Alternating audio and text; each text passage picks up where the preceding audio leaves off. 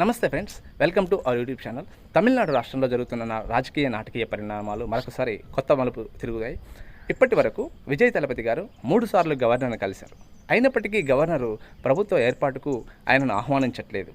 ఇక్కడ కారణాలు ఏంటి అంటే, గవర్నర్కి ఇలాంటి ఏ ప్రభుత్వానికి ఏ పార్టీకి స్పష్టమైన మెజారిటీ సీట్లు రానప్పుడు గవర్నర్కు అల్టిమేట్ పవర్స్ ఉంటాయి. విచక్షణ అధికారాలు అంటారు. ఈ విచక్షణ అధికారం ప్రకారం గవర్నర్ ఎవరినైనా ముఖ్యమంత్రిగా చేసి మెజారిటీని నిరూపించుకోవాలని అవకాశం ఇస్తారు. ఈ వీడియో చూస్తున్న మీరు కూడా మిమ్మల్ని కూడా గవర్నరు ముఖ్యమంత్రిగా ప్రమాణ స్వీకారం చేసి ఆహ్వానించి సభలో మెజారిటీ నిరూపించుకోండి అనే అవకాశం ఈ టైంలో మీకు కూడా ఇచ్చే అధికారం గవర్నర్కు ఉంటుంది. అది గవర్నర్ యొక్క విచక్షణ అధికారం.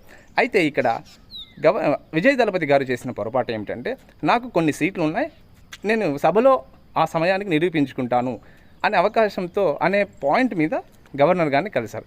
ఇక్కడ ఆయన చేసిన పొరపాటు ఏంటంటే, నెంబర్ కరెక్ట్ ఇంత డిజిట్ అనేది చూపించారు.